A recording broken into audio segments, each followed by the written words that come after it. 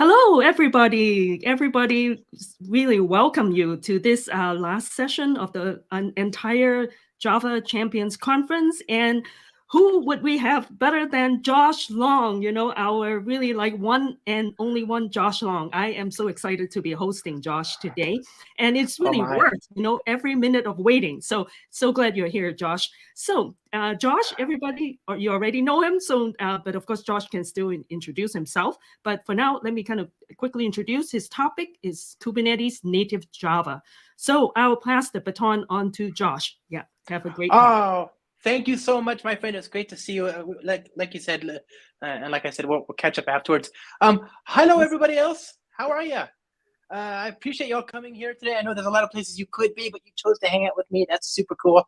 I appreciate the opportunity. My name is Josh Long. I work on the Spring team as a Spring developer advocate, and I have been since 2010. I am a Kotlin Google developer expert, a Java champion, and most of all, I'm at your service. So should you have questions, comments, feedback, whatever, don't hesitate to find me there on the intertubes, right? JoshLong.com, Reactive Spring, that's my latest book.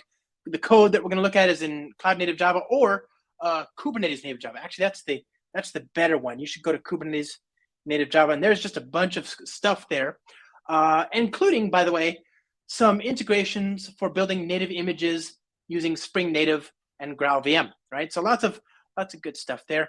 LinkedIn, email, podcast. I do a podcast every Friday for most of the world, but here in California, in the US, where I am sat because of the pandemic, that's typically Thursday night. What else? YouTube. I have a YouTube series that I do every week. Wednesday, there's a video. I'm on Twitch on occasion. Usually, it's just me grousing about how much I dislike, modern JavaScript or whatever. But it's fine. Find me on Twitch every now and then. And then, I'm happy to help. I'm happy to do my level-headed best to help you on your journey to production in terms of Spring and the wonderful wild world of Springdom. Obviously, my superpower is I don't know very much, but I do know who knows. Remember, in my capacity as a contributor to Spring, I am the number one contributor of bugs to Spring over the 12 plus odd years that I've been a contributor. So in that regard, I know at least who to get to help so you don't make the same mistakes as I did. Now, today, my friends, we're going to talk about Kubernetes native Java. And the reason we're going to talk about Kubernetes native Java is because we want to build software intended for production. And as often as not today, production is the cloud, right? And the cloud, as often as not today, is Kubernetes, right? So what we want to do is we want to have a system that lets us build software and iterate quickly and to see changes deployed quickly and to be able to respond to change. That's the goal at the end of the day. Like, nobody wakes up and says, I want to write YAML. That's not the goal. What we want to do is we want to get software into the hands of our users as productively, as quickly, and reliably as possible. And in so doing, we have to face some of the natural sort of risks, the natural consequences of building software intended for distribution in a distributed system. And there's where things get problematic, right? Because there's lots of concerns that fall out of that very simple mission statement, which is things like, I need to build services that do the right thing in the face of service outages and topology changes. I need to do something so that my software can be deployed into a production environment, using containers. All this stuff has to kind of line up, otherwise you get into trouble. And so today we're going to look at different patterns that you can use to build software that does the right thing when you're trying to deploy quickly to production. And again, that quickly, that's super important here, my friends. I care about the quickly as much as I care about any other part of that sentence. Actually, more, right? But I don't mean just quick for the sake of being quick. I want quick and reliable. I want quick and robust, right? I want to be able to deploy software into production and see that it does the right thing without breaking production every single time I deploy.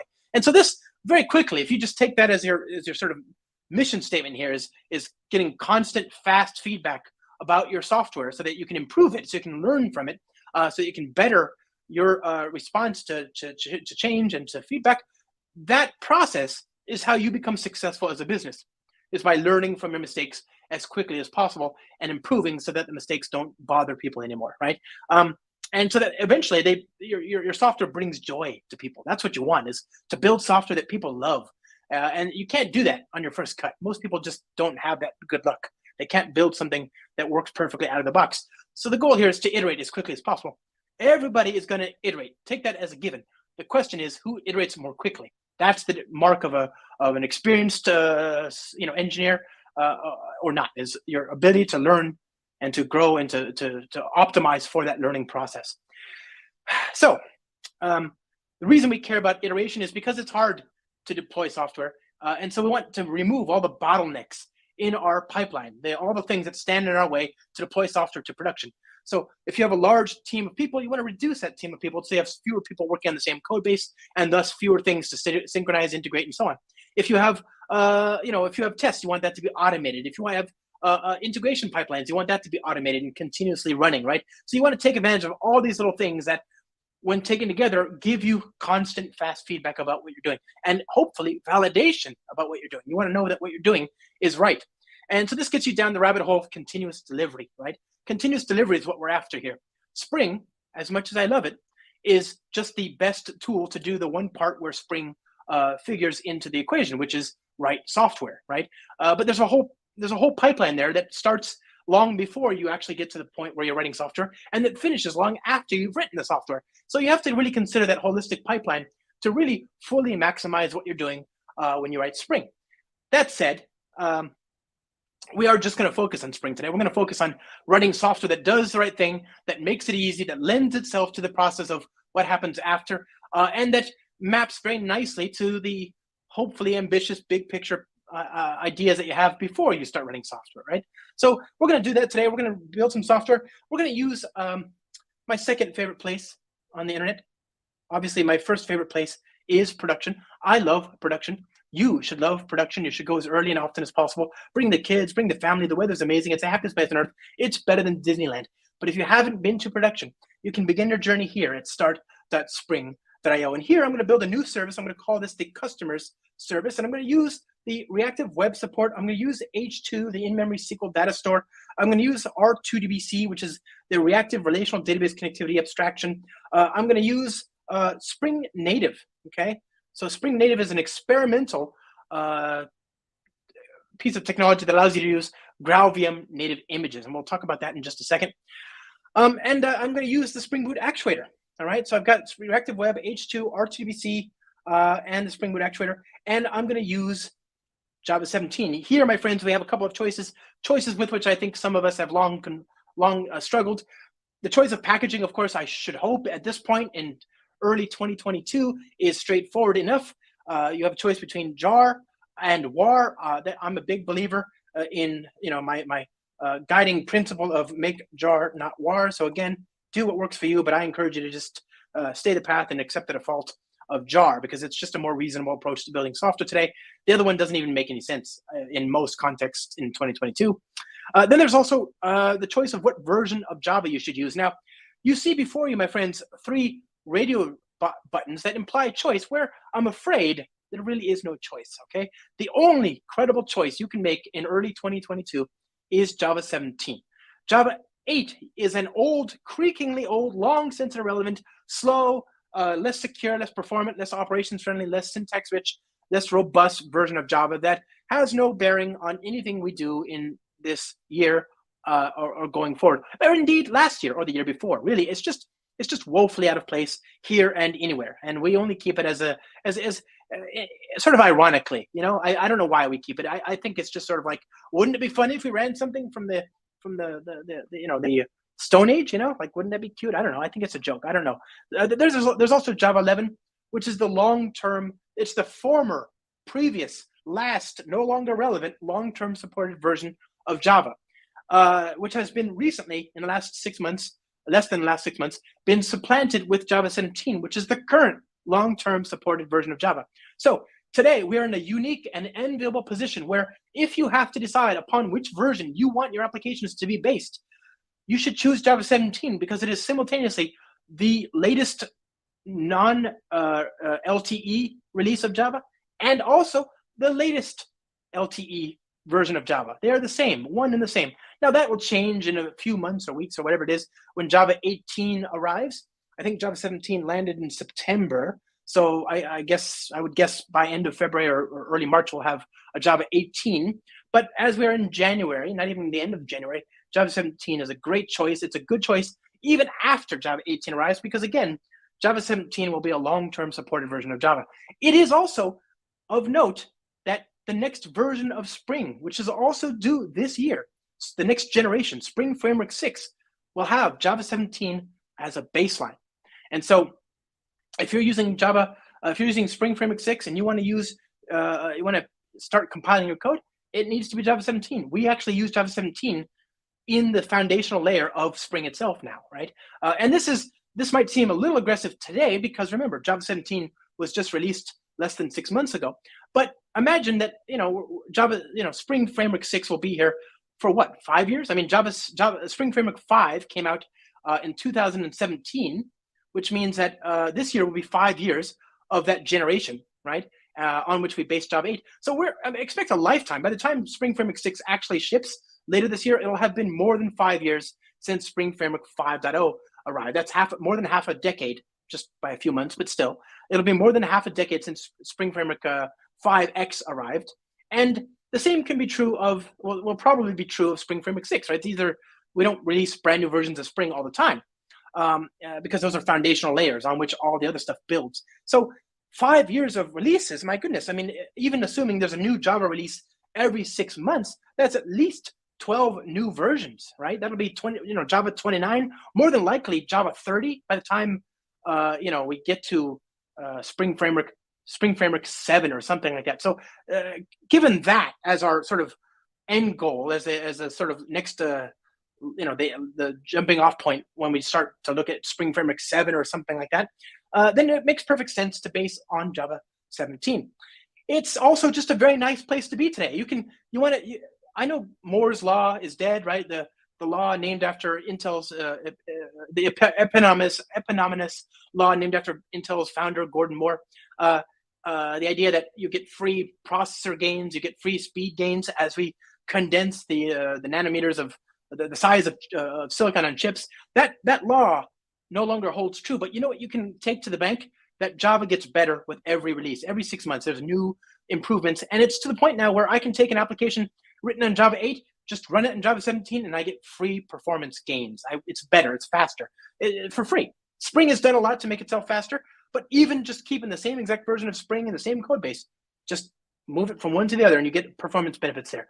It's also better in production. It does better in production because it knows about Docker containers, for example. Remember, in other operating systems, they have things like Solaris zones and so on, and these are truly isolated, scopes of execution for the operating system. Linux doesn't really have that. We have a bunch of things that you can choose to treat like isolation, right? And we call those Docker images, right? Basically, Java for the longest time didn't choose to honor that box, the confines of that container in which it found itself. And so it would try and allocate memory based on how much the host operating system had, as opposed to what it had inside of the container. It's better now, right? Things like this, just small things, all these little small things just mean that now Java is just a well-behaved citizen in the context of production, where production today implies containers. Okay, so let's go ahead and hit generate. And we're going to open this up in our IDE. So I have a zip file here. I'll open up in the IDE. And we're going to build an application here that talks to our SQL data store and has an endpoint. And we're going to use reactive programming. And the reason is because reactive programming implies three big benefits, right? It implies ease of composition, it implies resource efficiency, and it implies robustness. And the reason that this is true is because reactive programming is a way to write code in such a way as to take advantage of the non-blocking asynchronous nature of new I/O approaches, right? So for example, if you're using Java NIO, right, this is a non-blocking API. What that means is whenever you interact with the low-level API, whenever you ask for data, you either get the data you want or you return, but it never waits, it never blocks, it never sits there on the client thread waiting. It either returns immediately with the data you've asked for, or it returns an error code saying, hey, nothing here, try again later, right? And so the code is never ever stuck waiting for something that may or may not arrive. Either it has something or it doesn't, but it never sits there.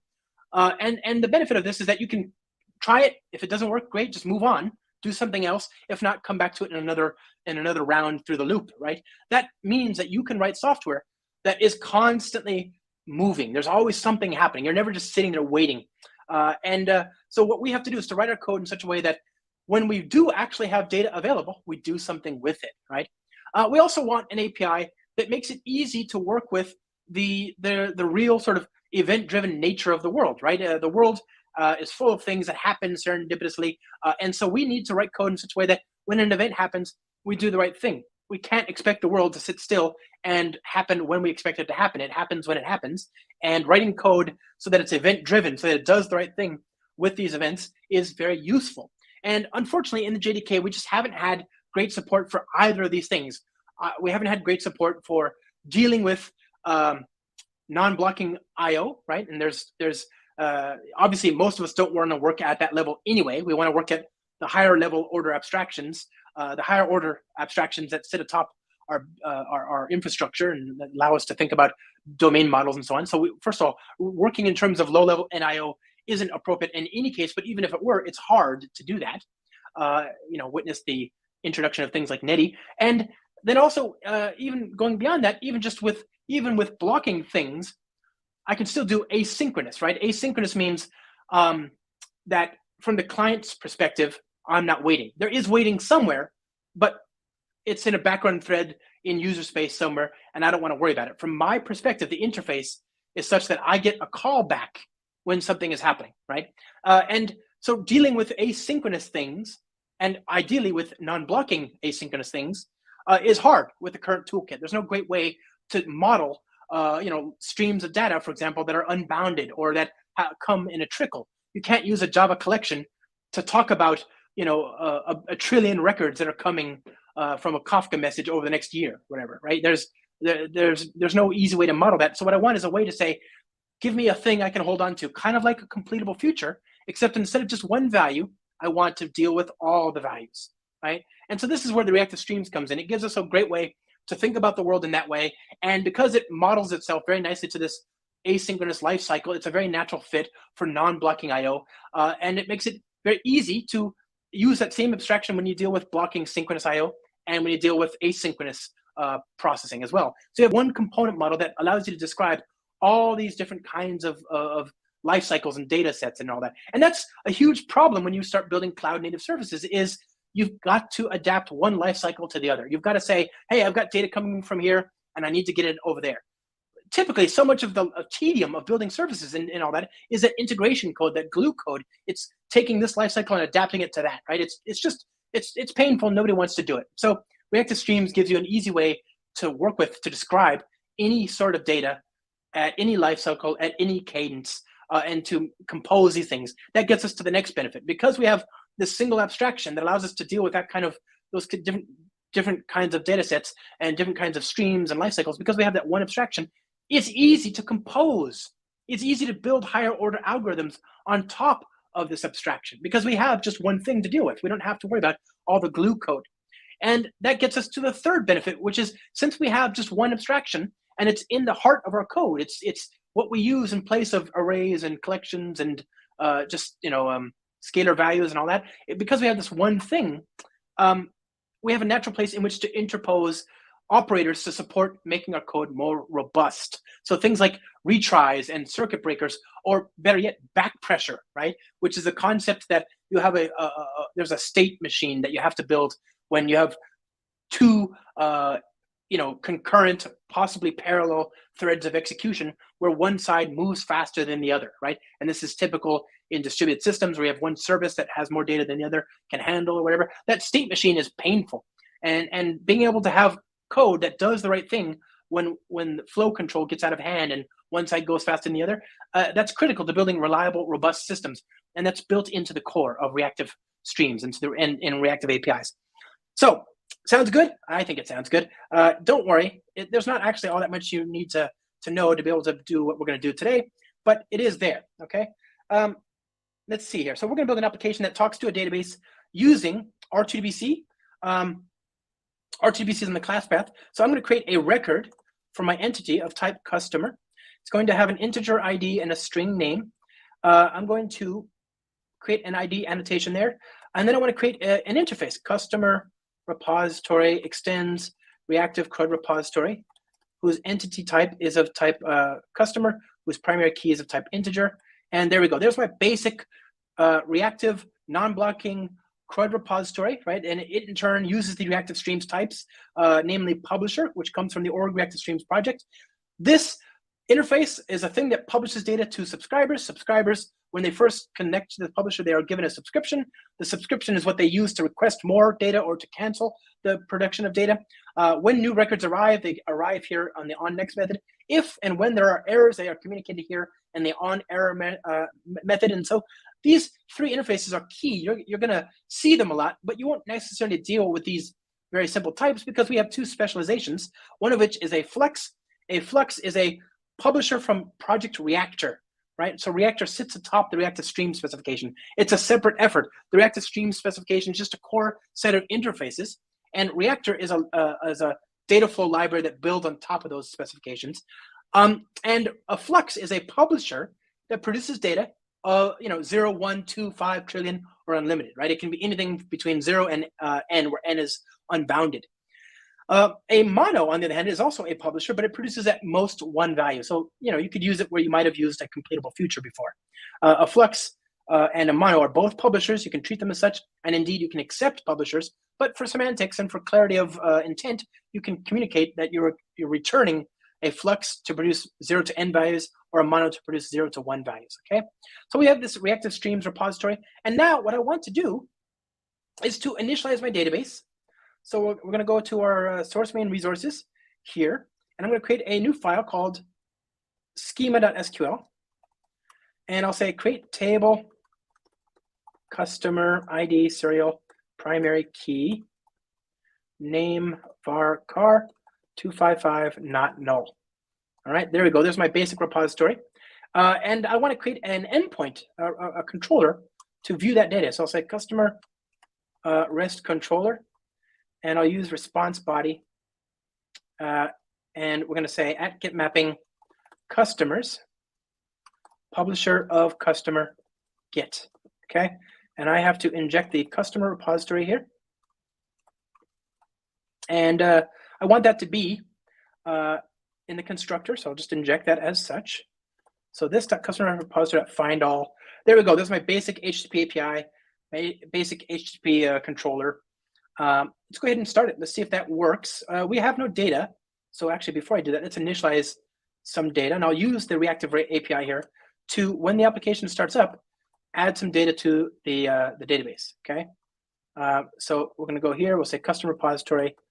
And here, I'm going to just take some names of people who are on the Spring team, and I'll turn them into customer records. So my name is Josh. It's so lovely to meet you.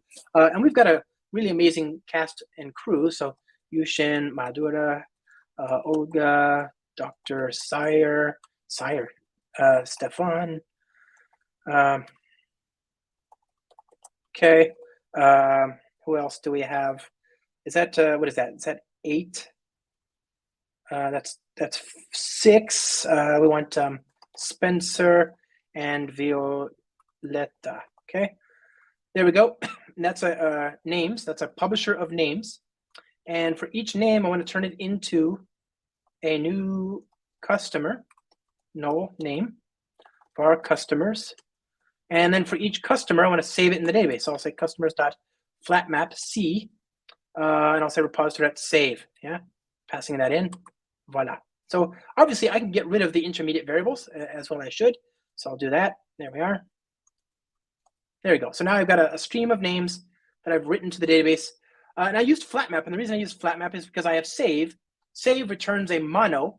So what I would otherwise get if I just use map is I would get a flux of mono of customer, but I just want the nested reactive type. So I want to flatten or unpack that nested hierarchy, that nested asynchronous type.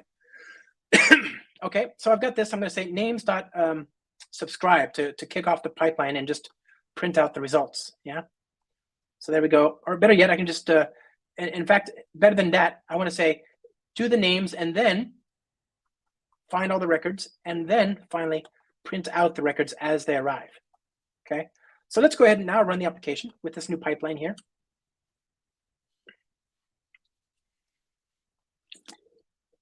there we are. It worked. It worked. Can you believe it? I'm so happy. 8 records in the database. No problem. Life is good. Yeah, 8. That's a nice, round, symmetrical, easy number. You can divide it by 2 and then 2 again. It's still just 2. Makes me very happy. As we approach Chinese New Year, remember, 8 is a good luck number there as well, because I guess it rhymes with fa, which is like,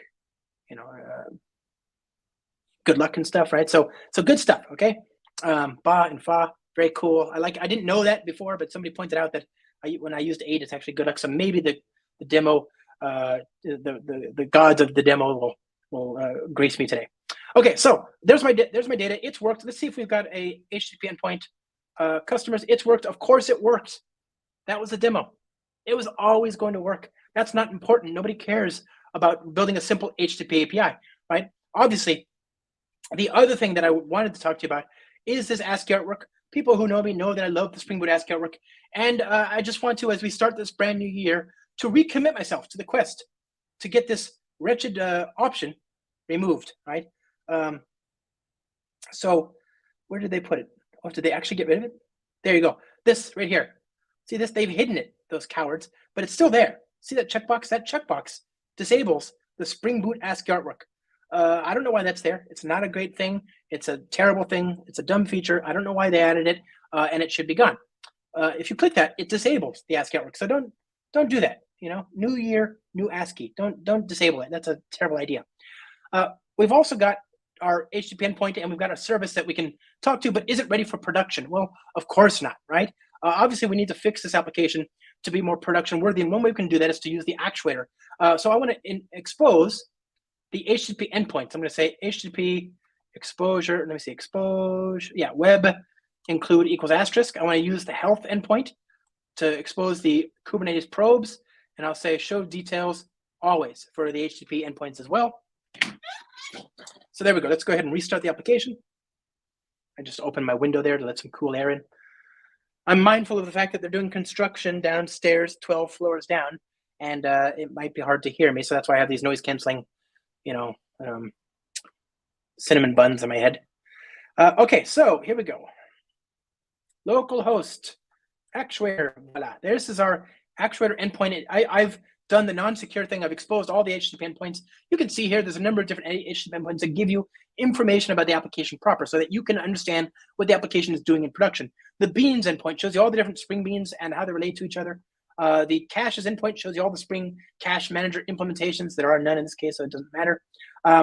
The health endpoint shows you the different subsystems in the application that, were they to fail, would imperil the state of the overall service. And it shows you all the different subordinate Kubernetes probes. So these probes, we're going to come back to this in a second, but those probes are how you tell Kubernetes the state of the application. You've got the info endpoint, which is where you can put information about the application that you want, arbitrary information that you can use to identify the actual application in production. So I can say info env management info enabled is true. If I enable that and then I say info dot message, hello world, right? That's my message. I can restart that. That'll show up here. So I can just, did it compile? There you go. There's my message, right? I can also add information about the git commit release of my application itself. So I can go up here, git commit ID, copy and paste this, pom.xml. I'm just adding a plugin. I'm just enabling a plugin that was already configured for me. And voila. Good. So there's this git commit ID plugin, reload. Okay. And now I can just stop this code, git init, git commit -a up. Okay. And git add, git status, git add. Good. Okay. And now Maven skip test, because ain't nobody got time for that. Clean package, reload. Okay. And as it does that, you can see it created a property file called git.properties. Okay. It's in the target directory. I suppose it hasn't reloaded itself. So here we go, git.properties.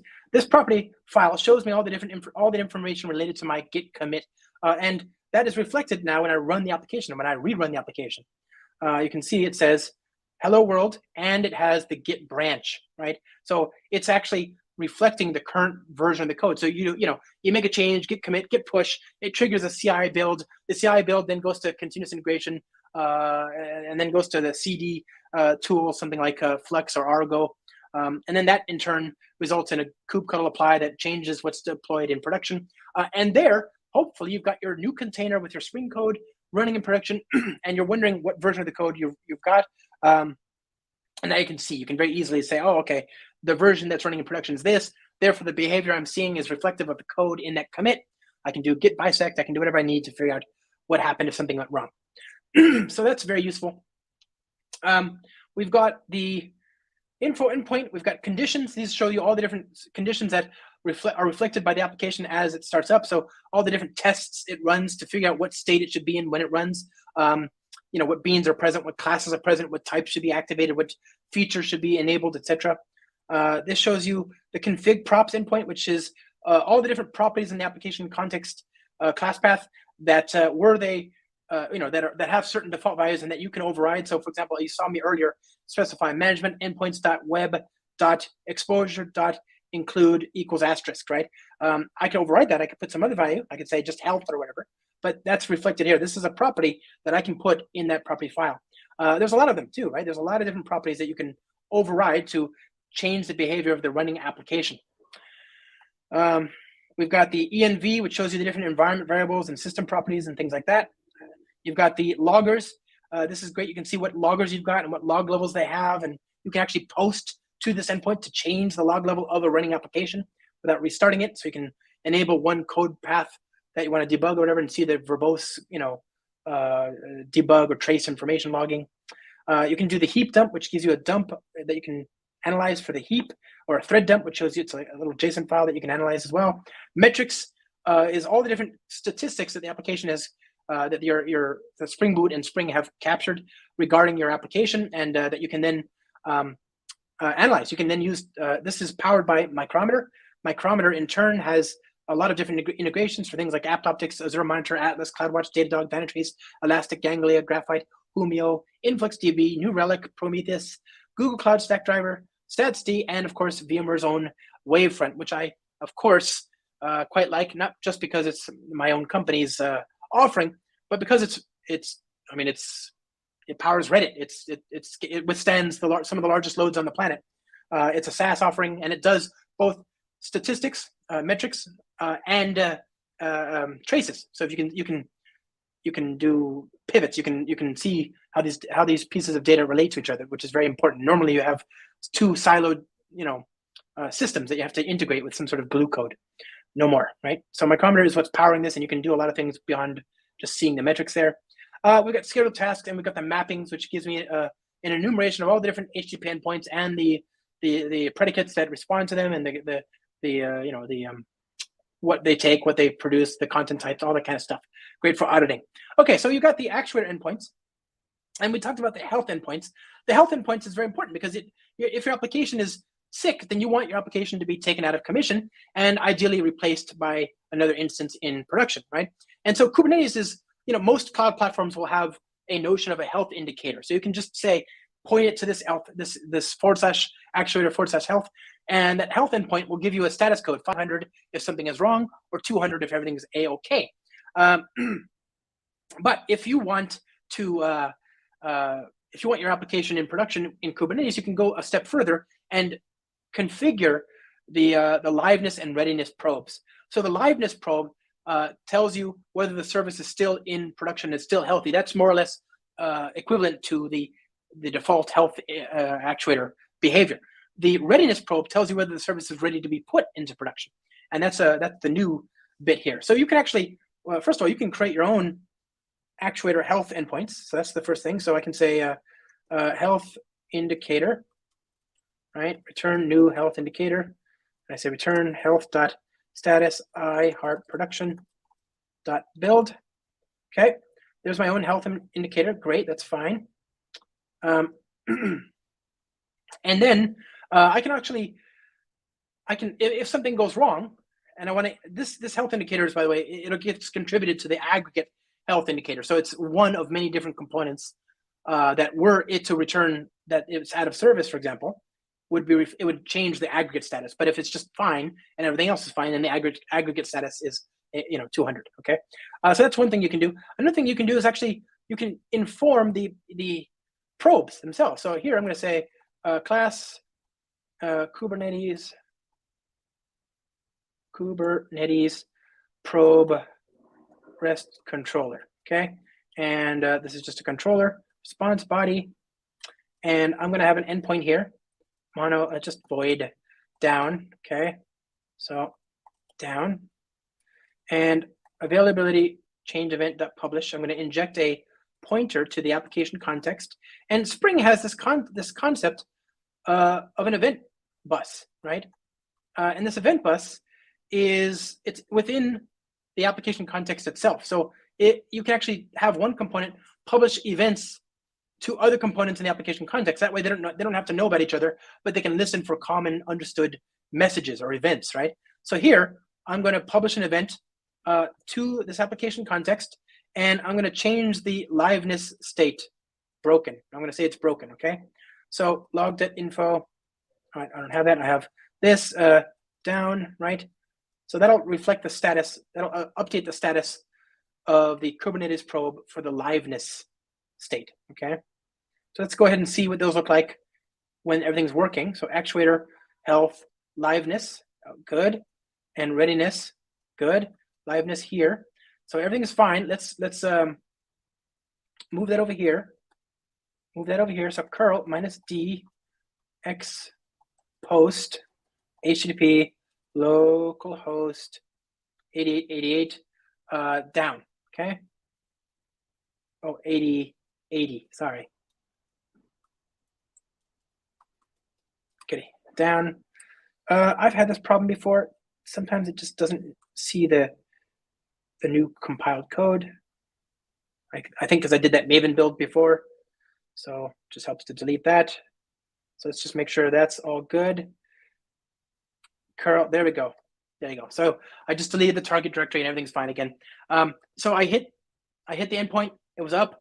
I hit the curl endpoint with a post and it was down. And that's because I published that context event. So these probes get consumed by Kubernetes. Kubernetes looks at this to determine if the application is healthy or not.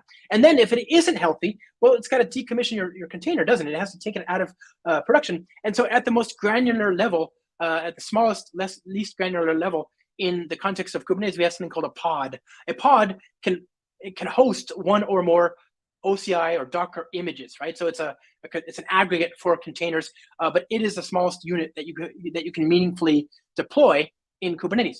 A lot of times it's just one pod and one container, but you might have like sidecars involved and they might insert themselves into that mix, right? So when your pod has a failing container, it reschedules the pod. It creates a new instance of it and deploys it. So the question is, what happens to your existing application? Well, you want to configure what happens. So you can use shutdown. You can configure graceful or immediate shutdown. So if you have immediate, that's the default behavior. It'll just shut down the application context. Normally, your container orchestrator will send you a sig term and then a sig kill. Right? These are the signals that you can send in POSIX to indicate that the application is going to be shut down, and then it's going to be forcefully shut down. So sig term is, hey, I'm shutting down, clean up your mess and get ready to go. And sig term is, it's over. I'm pulling the rug out from underneath you. Goodbye. So here, by default, sig term and sig kill happen almost immediately, right? But you can actually specify in Kubernetes that there should be a little bit of a grace period, right, between sig term and sig kill, and Spring can take advantage of that if you use Graceful Shutdown. So if you use Graceful Shutdown, what will happen is you can say how long you want it to be waiting, but it'll wait, let's say 30 seconds, which is the default. It'll wait 30 seconds for you to finish anything that's in flight. At the beginning of that 30 seconds, it stops accepting new HTTP requests and automatically lets you taper off any in-flight work. Okay, so shutdown, timeout per shutdown phase, no problem. Obviously, I don't have anything in flight right now, but if you did, you would see this. And so you can restart it. Okay, it's up and running. And you can see it's going to say Graceful Shutdown complete. There's nothing active happening, but you can see that's there. Okay, so we have an application. We have we've got an application that does the right thing. I've got configuration. Some of this configuration lives in my Spring Boot application, and it makes sense for all applications, but some of it only makes sense in the context of Kubernetes. And so here it's very interesting to remember that you have to provide configuration for your application. Spring Boot supports that configuration in a number of different ways. I can actually provide the configuration as property files that live inside the jar that gets compiled in the jar. But of course, this runs afoul of the idea of the principles of 12-factor style configuration. The idea that I should be able to redeploy the same jar across a number of different environments, and only the externalized things, the things that are environment specific, only those get changed. So for example, the database username and password might change from development to production, right? The host and ports will certainly change, right? Things like that. So one way you can override these default configuration values is to use a property file that lives outside of the jar, right next to the jar. Another way you might use is to use -d arguments. You could say Java -D server.port equals 8090, and then it would override the default server.port, which is 8080, right? And yet another mechanism you might use, and much more likely, is environment variables. And so you could say export server_port equals 8020, for example, and the application would run on port 8020, overriding the default property of 8080, the value of 8080. But the question is, how do you get those environment variables made available for your application? Well, you can use config maps, right? Or secrets in Kubernetes. These are basically objects that act as a dictionary of keys and values that you can then make accessible to your application in one of two ways. One is to use them to populate an environment variables, right? That's the most natural way. That maps exactly to what I just said. The other option is to use them to create what's called a config tree, okay? And this is a directory structure where you basically mount the config map as a volume on your pod, and in that volume you've got a folder whose files are the keys of the configuration and whose files contents are the values from the configuration. So to see what I mean by that, we need to actually configure it. So first of all, let's move some of this configuration into Kubernetes specific configuration. So I'm going to say --# activate on cloud platform equals Kubernetes. Okay. Then I'm going to put certain bits of configuration that only make sense in my Kubernetes context underneath that, right? So the probes, all that kind of stuff that goes here, right? So I'm saying all this stuff is generic. It's global. Every application will see that configuration and will get those configuration values. But only when I'm running in Kubernetes will I see this configuration, okay?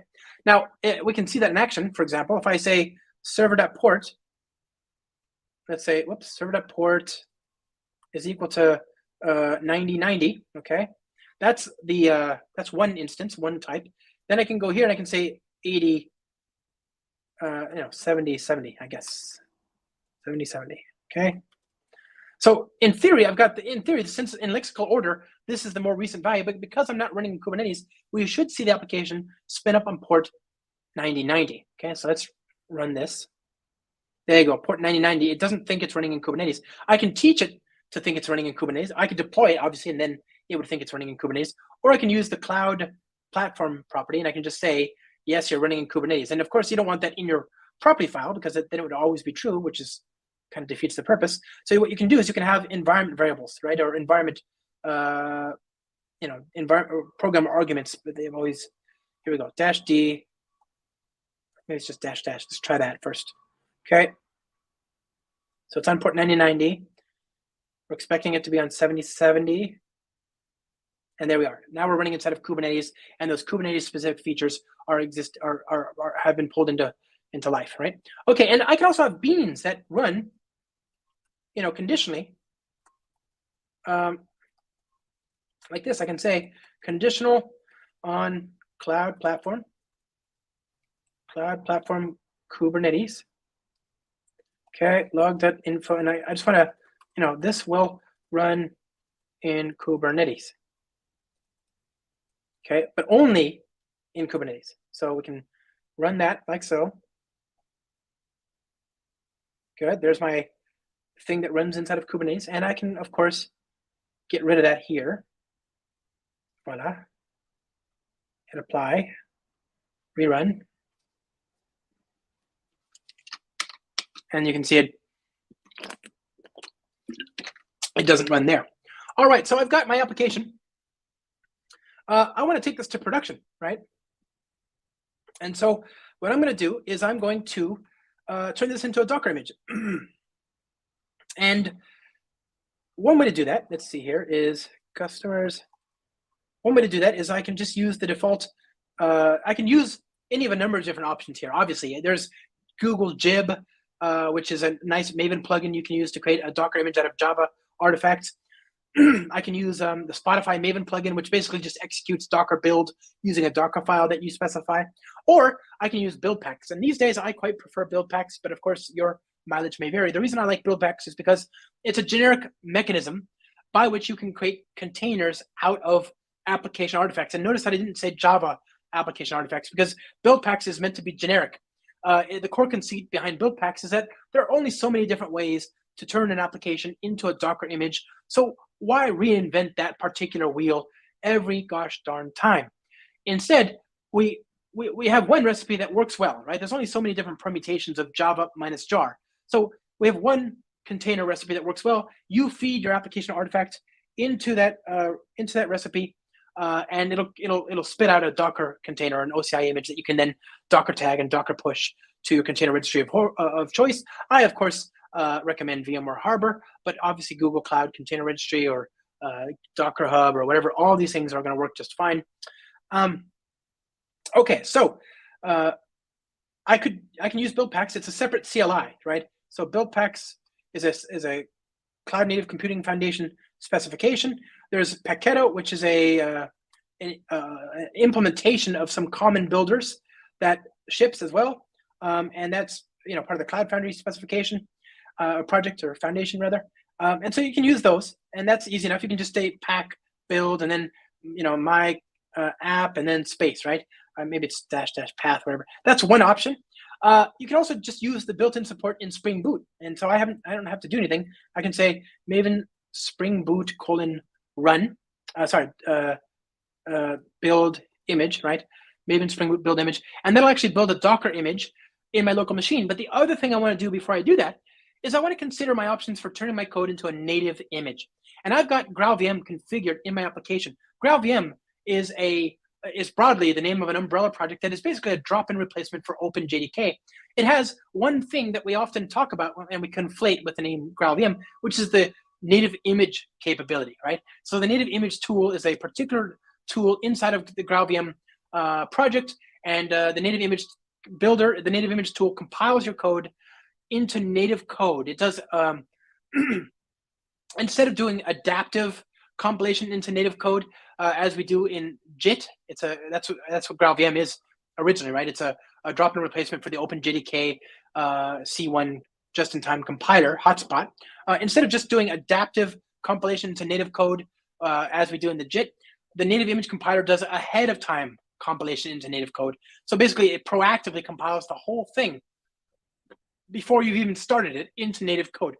And when I say native code, I mean architecture-specific, machine and operating system-specific binaries, right? So it'll create a Docker image, it'll create an image that runs only on Linux or only on Mac or only on Windows. But that as a result of this compilation runs, it starts up much more quickly, and it levels off at a very, very small footprint of RAM, right? This is a wonderful outcome. It means that you can build services that take up much less space in production in terms of your RAM footprint.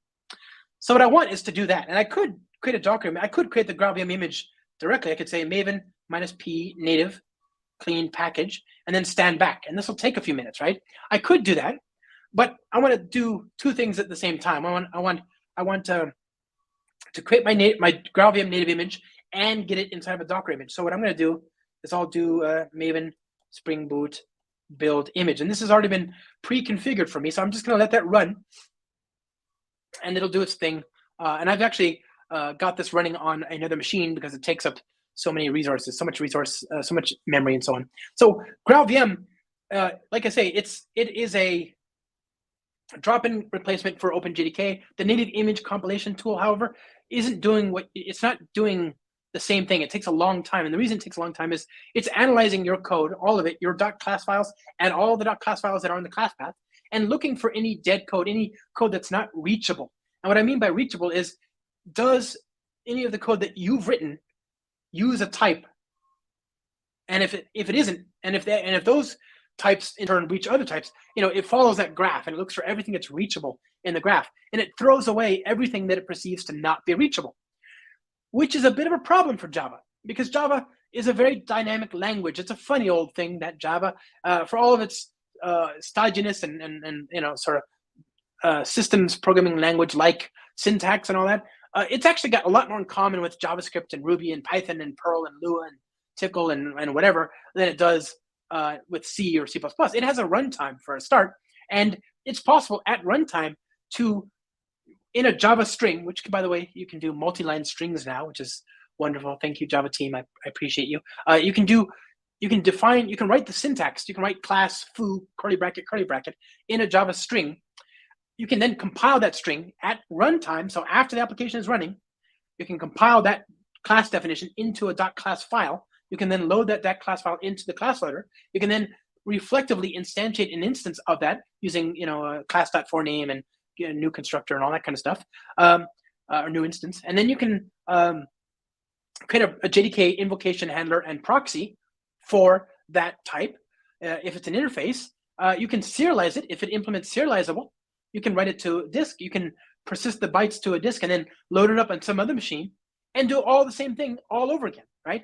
All without ever having a concrete type that you reach at compile time, right? And so this is part of the reason that Java is so amazing, and why it has taken on is because it can support a lot of this dynamic behavior that makes Java so amazing.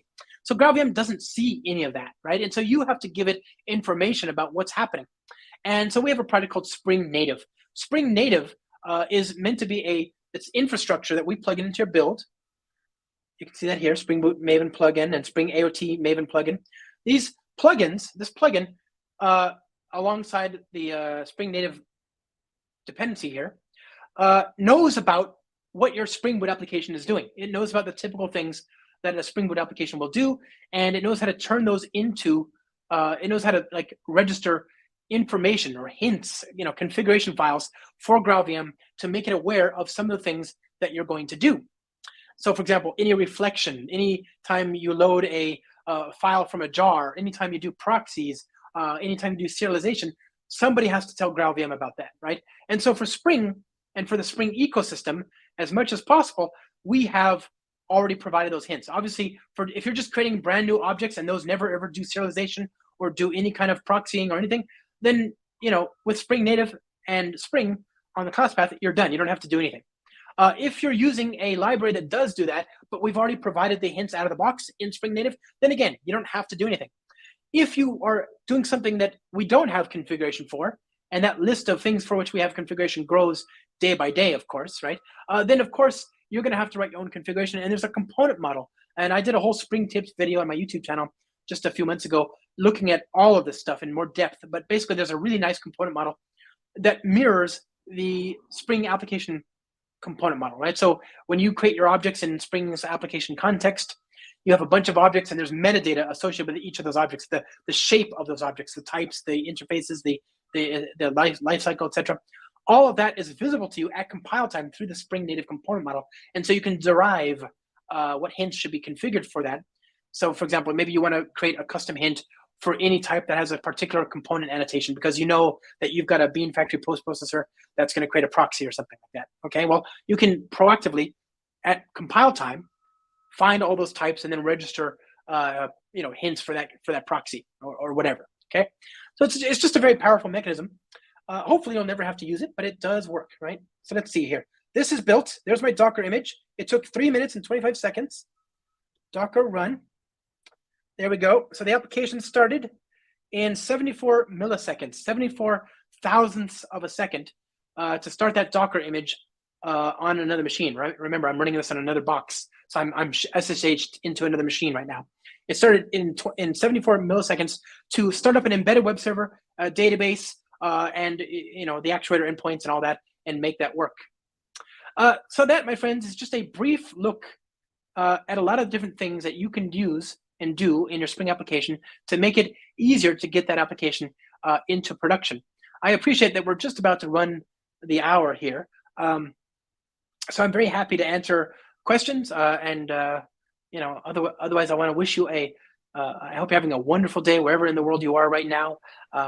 It's nearly Chinese New Year, right? So yeah, I'm so excited about this, Year of the Tiger.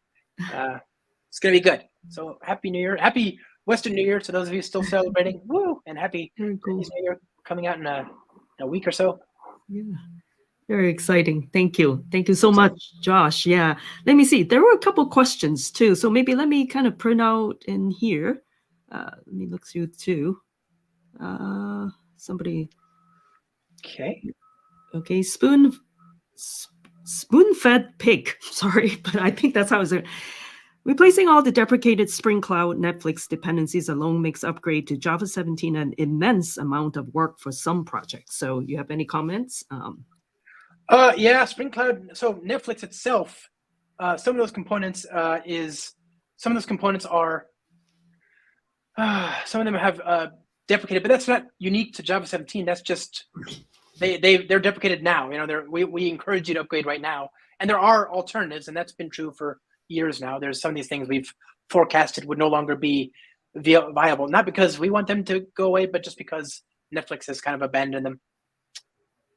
That's right. Yep. Okay. Thank you. And then the next question or comment, Bill Lewis, the whole point of multi-threading is that you can just let the thread sit there. Any comment on that one? Yeah. So, I mean, you could. It's wasteful, but you could, right? Like your operating system has preemptive multitasking, and so you can just write code greedily. Like assume you have one computer with one core or one CPU. Forget about cores. That's a new thing relatively, right? So suppose you have one computer with one CPU, then there's no such thing as true parallelism, right? Concurrency is the idea that you write code such that you are describing independent computational executions, right? So we have different things that execute, but it's not that they actually execute concurrently at the same time. It's that they could execute at the same time. They have been designed in such a way that they're separate flows of execution. When you want true parallelism, something actually has to run them both at the same time, right? And so we have the Java lang thread abstraction. I love it because it doesn't ask me anything. It makes me think I'm king of my JVM or queen or whatever, like whatever the appropriate pronoun is, right? So it's great because it lets me just do whatever I want for as long as I want, and I can just hog the resources, hog the machine, and somewhere behind the scenes, the operating system will say, okay, look, I know you think you're going to keep going, but I need to borrow that CPU for a second, so it'll stop what I'm doing and then schedule something else. And this is why you get thrashing, because if you create more threads, you're not actually doing more things at the same time. If you've just got one core and one CPU, right? You're actually just adding more things to a queue that has to be done in an interwoven fashion. Mm-hmm. So what we want is to, wherever possible, where we're not actually just sitting there doing something on the CPU, we want to give that CPU back, right? We want to give it back to the system so that somebody else can use it. So we can identify things that don't require CPU time. For example, waiting. Waiting is greedy. If you're just sitting there waiting, just picking your nose, waiting for the next bite, that's greedy. That's selfish. Something else in the system needs to use that. Mm-hmm. So the whole point is that you can give back that thread to something else in the system so that they can do something while you're waiting. You can just ask the operating system to give you a callback. It'll pull those descriptors using something like select, right, at the lowest level. It'll pull all those open file descriptors, all those channels in Java NIO, and it'll give you a callback when those descriptors are writable or readable or acceptable, right? So I can just sit there with Java threads and just pretend like it's mine and just monopolize it. But really, I should be a little bit more cooperative. I should give the runtime as much opportunity to reclaim that CPU. Now, obviously, these days, it's not just one core and one CPU. It's, you might have 8 virtual cores. Like my laptop has, I think, 8 virtual cores. But still, that's just 8 threads. It's not 1,000 threads, and certainly not tens of thousands. So if you want to solve the C10K problem, you don't get there with threads, right? The C10K problem is not how many things you can do at once, but how many sockets you could accept and reasonably service, right? The way to think about that distinction is, suppose you go into a restaurant and you go into the restaurant and you sit down at the table, and then the waiter sits there and just sits there with you the entire time you're eating. and talks to you and asks you what you want and gets you exactly what you need immediately, right? You know, that's not, it may be really nice service. You could say that the waiter is available, 100% available all the time, right? You get prompt responses, but every other person who's come into the restaurant now has no service because the waiter's just sitting with you the entire time, right? So what you really want is you go into the restaurant, the waiter hands you the menu and then goes away, and then goes to do other things, and then comes back with to take orders, and then goes to help other desks or other tables, right? So you've got one waiter handling multiple tables at the same time. That's high availability. Everybody gets service. Everybody gets quality of service. And again, that's cooperative multitasking, not just greedy sitting in there on the thread waiting. Sure. Good one. Yeah, good one. Okay. So we just have a couple of comments too. Barry, by the way, Barry from Ireland, right? Hi. He's hilarious. Don't hide the ASCII artwork. So that's Barry. Some of the builders also like your comment on ASCII artwork. I love ASCII artwork. Yeah. And I think that Pig, if you miss a few minutes and try to catch up, Josh Long is difficult to follow at 1.5x speed. However, we have somebody who says this is because you already speak in 2.x speed. Yeah, that was fun. Okay. Sorry. And now another question. How does this work with the new Spring Cloud Kubernetes project? Great question. So Spring Cloud Kubernetes is awesome. It is a set of projects that work with the Kubernetes API. So for example, everything I just showed you right now, you can deploy into a production environment, and we don't access the Kubernetes API. It's just an application running in a container in a pod. We don't need to know that we're inside of Kubernetes. But if you want to have a config map, if you want your Java code to talk to the API, we can actually look at the resource, the Kubernetes resource for a config map, and whenever the config map changes, we can change our code, right? So instead of us getting an environment variable or a directory and then reading that as a proxy for the actual object in Kubernetes, we can just talk to the Kubernetes API server directly, right? And that's a different approach, and it's awesome, but you have to give your container elevated privileges. There's other things we can do in Spring Cloud Kubernetes. For example, client-side load balancing. We can treat the Kubernetes API as a load balancer in the same way that we would something like Eureka, Netflix Eureka or HashiCorp Console or Apache Zookeeper or whatever. Yeah. Okay. Cool. That's cool. Okay. Another question from Urich Winter. When will Spring Native be available for production? Oh, how did I not say this? Very important question. Very good question. I should have said that.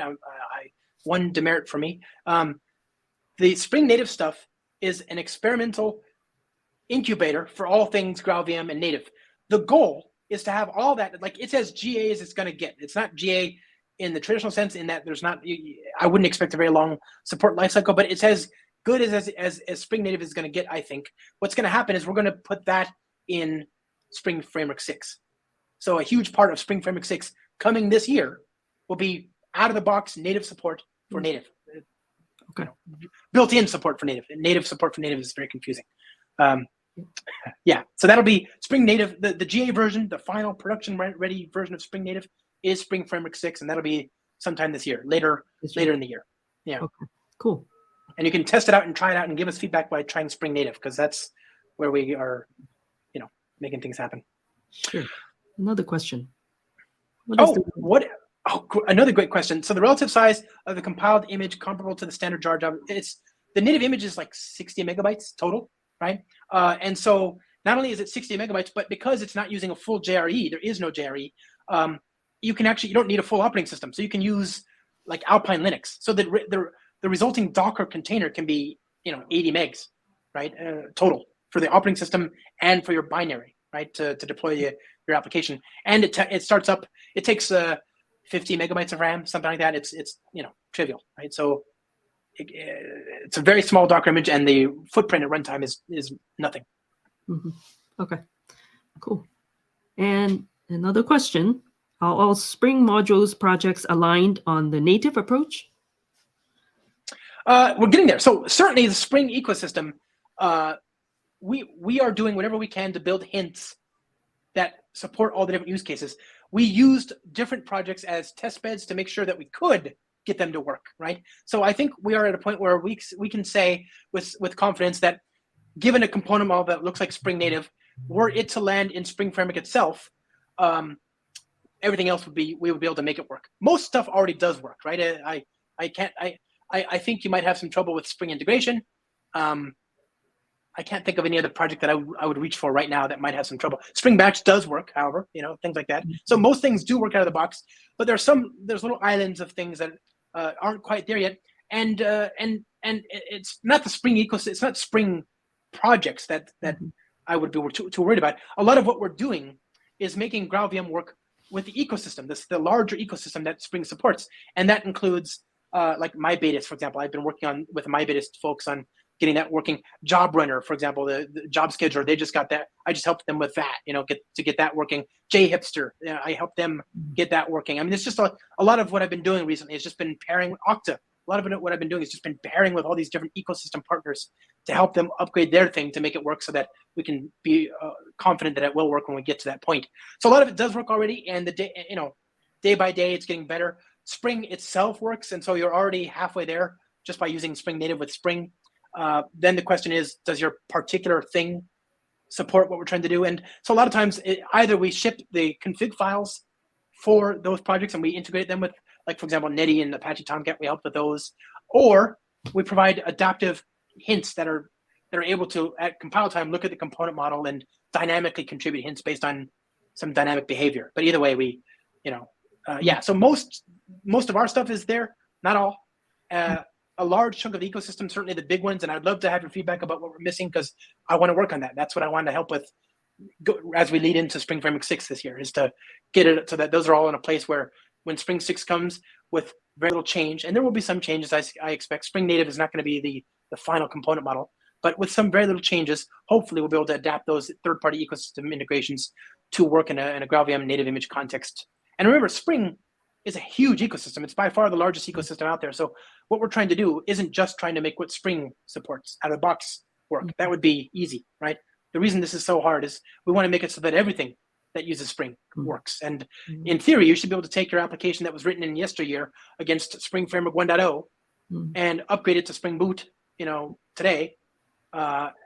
Maybe switch out the XML to Java config. You can probably use the XML. I haven't even tried it. It probably does work, but switch to Java config and that'll work, right? You shouldn't have to change your business logic, just your configuration, and even that shouldn't be too much, right? So we want native to work for everybody. Imagine all these, how many millions of applications are there out there that just suddenly get to take advantage of native. So, I think that's a big deal. Okay. And then we have this question from Raul. They say Java is not competitive in the cloud without Grav and native. Do you agree? I don't know. I don't agree with that. No, I think, obviously all the sort of big boy and big girl companies, when they grow up, they use Java, right? So if you want to describe infrastructure, then yeah, perhaps there's something to that. Today, I wouldn't want to write a Kubernetes operator or a controller with a JRE attached to it, right? But for that very reason, one of the things I worked on here in Kubernetes native Java, the GitHub repository for Kubernetes native Java, is I wrote Spring native hints for the official Kubernetes Java client, right, and the Fabricate Java client. So you can go there, Maven clean install those projects, add the relevant jar to your class path, and then now those will work out of the box with Kubernetes and with Grav VM. They'll create native images. So now I can deploy a Kubernetes operator that starts up in, again, 20, 30 milliseconds or whatever, and it talks to the Kubernetes API, and it takes 20, 30 megs of RAM. It's great. I can build operators that take up the same footprint as anything in Go or anything else. Okay. And this one. Would Spring Native affect project compilation time? Oh, sure. That's Grav VM, right? Grav VM is doing all this crazy work, and I don't begrudge it the work. In theory, I don't know how this will work. I guess I haven't done a lot of thinking about this, but let's suppose one day we had a Maven repository for pre-compiled native code or something. Wouldn't it be great if we could just pull that down and instead of having to recompile it each time? Because remember, it's recompiling everything on the class path, not just my code. It does it each time. So if we could cache or reuse or memoize some of that stuff, given my application and these dependencies and these versions, create a cache or something, I think that'd be useful. I don't know how we would do it. Maybe it's not feasible, but yeah, it's definitely not something you're going to do on your cycle, right? You saw me for most of the presentation. I didn't do Grav VM. it was there. I had the support the entire time, but I went to the command line at the end and I did the Maven Spring Boot, build image. Normally, build image takes like less than a minute if you're just doing a JRE image. So the fact that it took 3 minutes is mostly Grav VM, right? That's right. Okay. We have a few more questions too. Sure. This one. Yep. Do you see the maintenance of the native image configuration a large ongoing task? Right now, yes. I for example, my blog, joshlong.com, is a Spring application, and it uses Apache Lucene. It uses the Mark. It's a Atlassian's Markdown interpreter. It uses obviously Spring and Spring GraphQL. It uses Timeleaf or maybe it's FreeMarker. It uses just a bunch of things in addition to just the core Spring stuff. So that took a long time. I had to go figure out native configurations for all these third-party projects. But the benefit is that as we move forward in time, if we put this all in, if we contribute back to either the config files for each project, as I've been doing, or hints in Spring Native where you don't have, because remember, those config files are static. Those config files don't have a way of saying for all these components annotated with @foo or whatever. So you have to have those hints only when your static config files don't work. So for example, Netty has some native stuff. It has some stuff you have to register, but it's not dynamic. It doesn't change for each use of Netty. You can just put it in a config file, in a JSON file, in the jar. And if it's in the jar, then everybody benefits from it. So the goal is twofold. Either we build config files for all these different libraries, and for those dynamic use cases where you have a component model on top of that, you build Spring Native hints, right? And so yeah, the work right now, it's hard, but the goal is if we all pitch in and do this, then hopefully everybody benefits, right? A year from now it'll be much better, and 2 years from now, hopefully you won't even know, Okay. And then we have a question from Keto. There are particular types of apps that you don't think would benefit performance-wise from Spring Native. Yeah, I mean, so the performance thing is not actually that interesting to me. The performance is slightly slower. The Grav VM native images are, again, anecdotally, I'm happy to be wrong about this, but anecdotally, they're not actually faster. You will actually handle fewer transactions per second than you would before in a JRE, right? Because the garbage collector in the native image is just not as good as on the JRE. And also the startup time, I mean, I don't care. Like it starts up in less than a second, even without that, right? So the fact that it starts up in less than a tenth of a second is great. But for most of my applications, unless I'm doing serverless, the performance isn't that interesting to me. What is interesting to me is the runtime footprint, right? Like I love the fact that your typical JVM application, just for the JRE, is going to be 500 megs, right? Forget about your Spring app for anything else like that. Just the JRE is going to be hundreds of megabytes of footprint, right? So just deploying that, imagine getting your whole thing in under 70 megs or under 50 megs. That could be 1/10 of a reasonable JRE deployment, right? That's wonderful. That means that even though each application is slightly slower, I just using round numbers here. I don't know if this is real. You should benchmark it, but just doing round numbers, if each application can only handle 50,000 requests per second as native, but before they could handle 70,000, but now they take up 1/10 of the money and the cost and the footprint and the RAM and all that in my Kubernetes cluster, then I'll just spin up 2, and now I've got 100,000 requests per second instead of 70, and I'm still spending 80% less than I would have otherwise, right? So that's interesting to me. I think that's a good point. But there are some use cases where the performance is really useful. Obviously, serverless is a great example there. That's for your static line of business apps. I don't think it's the big reason to care about it. Hey, Keto, good to see you, man. Long time. Yep. Is there an alternative for Grav VM? They used to have. So they just got rid. There was actually an AOT module in the JRE. In the standard Java thing, in the standard OpenJDK distribution, and I think the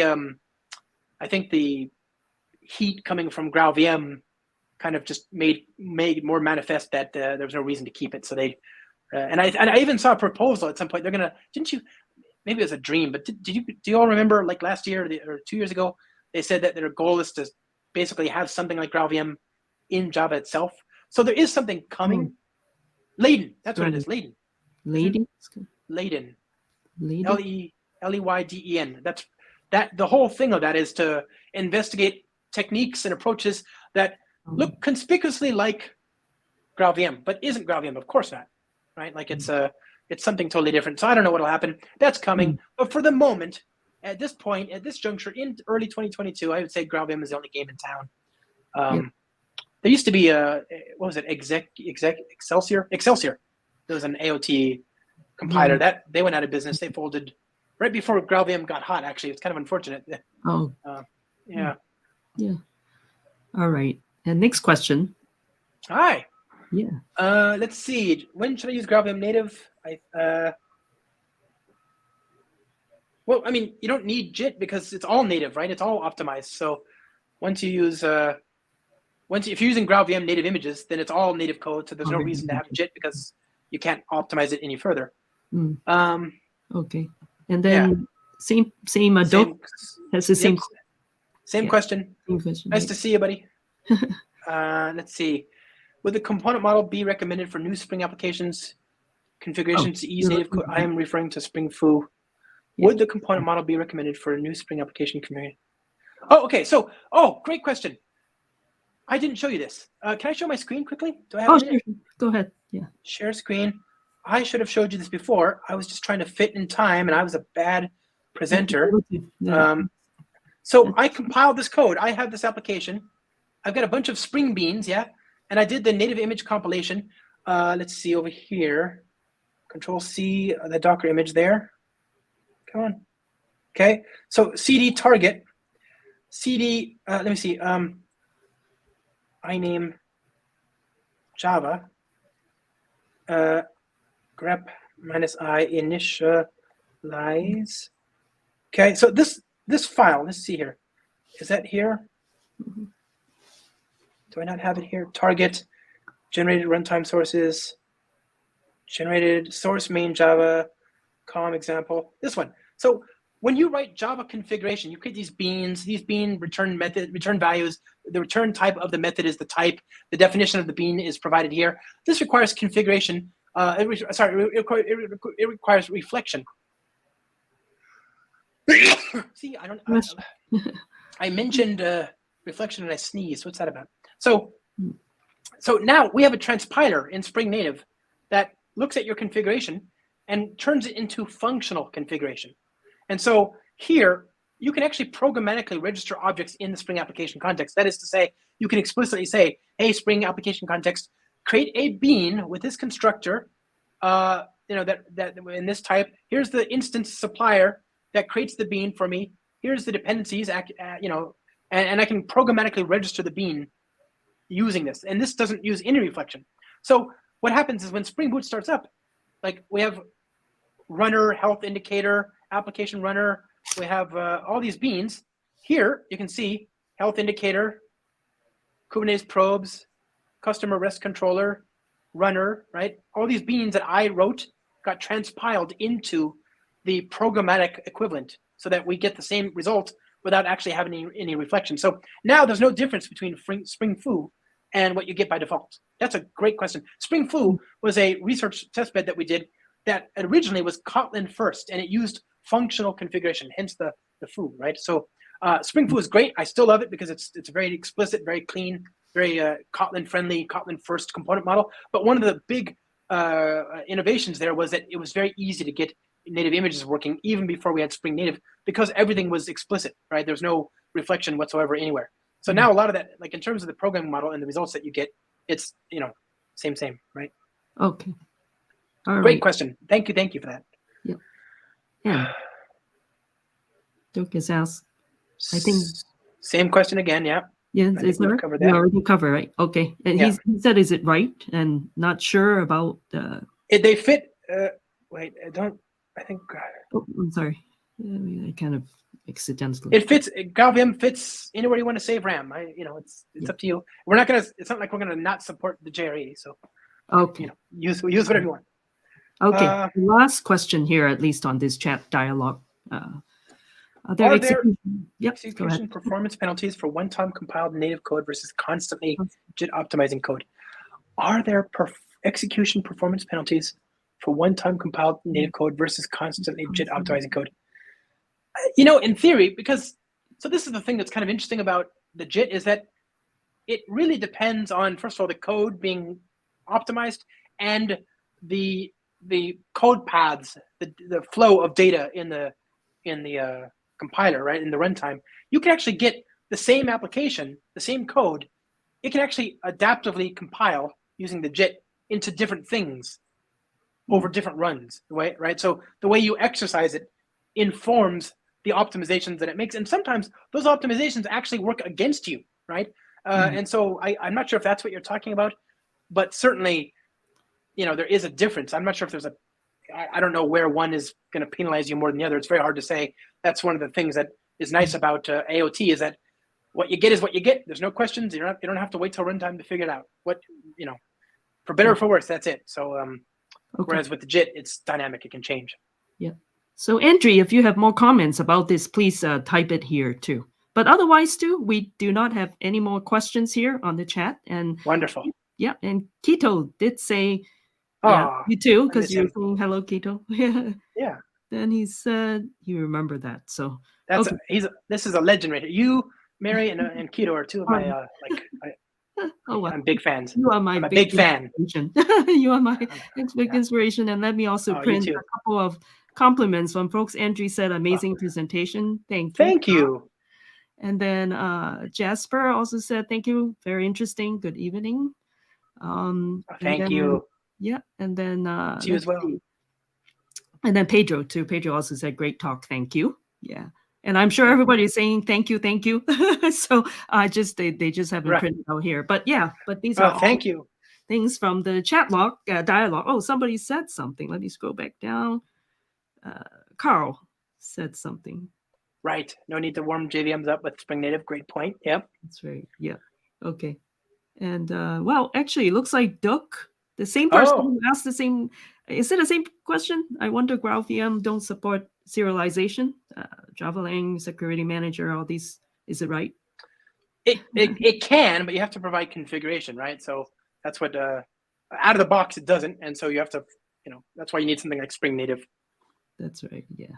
Okay. Nothing is free in this world, but I think it's a nice compromise. You know. That's true. You provide the configuration and it makes it work. Yeah. Okay, I think I already did this one. And Victor said, thank you. Thank you. And Andrew says, I meant that depending on some conditions, JIT might make more code more optimal. That's true. It's very true. Yeah. Yeah. Like I said, but you know, I prefer what's that expression? I prefer the devil you know is better than the one you don't, right? Like at least I get a consistent result. It may not be the best result, but it's consistent every time. Okay. And then Doug just wants to let you know how to reach him. Okay, good. Okay. See you on Twitter, my friend. Yeah, Pleasure listening to you. Pleasure listening to you, always. Thank you, Raul. That's very kind. Yeah. Rashini, thank you. Thanks, Rashini. Appreciate you. Yeah. Yeah, I think you spring.io/guides. I think there's a Spring Cloud Kubernetes introduction. I could be wrong. If not, there's certainly documentation there that's quite good. And also, thanks for the kind words there, Bernard. Appreciate it. Yeah. Okay. All right. Cool. Yeah. Like that. Okay. I think we've completed everybody's question, and it's, wow, we have kind of 30 minutes over time, but it's not an issue. So I'm sorry. As always, Josh, you're such an inspiration, and we're all learning so much from you. So the feeling is mutual, my friend. I appreciate you. Thank you. I look forward to seeing you all again. All right. Yeah. Thank you. And Narmin also said great conf and great presentation. Wow. Yeah. Please vote if you can. That way they'll invite me back. Yeah. All right. I gotta, earn my keep. Yeah. So awesome. So with this, we will end this presentation. Thank you so much again, Josh. And thank you. I guess the Java Champions Conference has been amazing this year. I want to thank especially actually to Ken Fogle, who's like the big person who kind of took care of so many things, and then all the helpers behind the scenes. So it's really wonderful to have everybody here. So thank you, Ken. Yeah. All right. So with this, I'll end this broadcast, and everybody, you can always watch it on demand. So thank you. Thank you. And thanks, Spoonfed Pig. Yeah. Take care.